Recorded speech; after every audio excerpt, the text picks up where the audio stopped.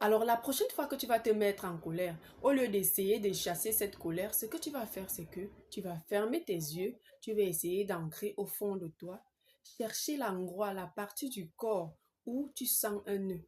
Parfois c'est au niveau du cou, parfois c'est au niveau de la poitrine, parfois c'est le ventre, parfois c'est la respiration qui change, parfois c'est une douleur au niveau du dos. Ce que tu vas faire, c'est que tu vas essayer de localiser les endroits où tu sens un nœud, où tu sens une douleur, ou alors que tu sens une sensation inhabituelle.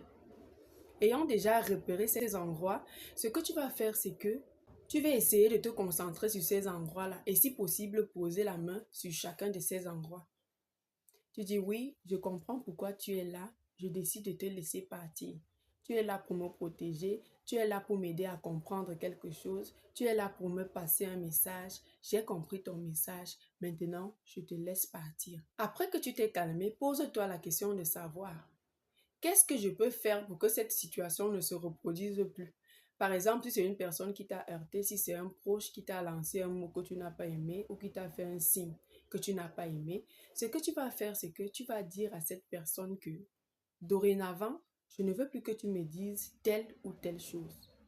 Lorsque tu m'as dit ça, je n'ai pas aimé, je me suis senti mal. J'aimerais qu'à l'avenir, que tu ne fasses plus ce genre de choses parce que je n'apprécie tout simplement pas cela.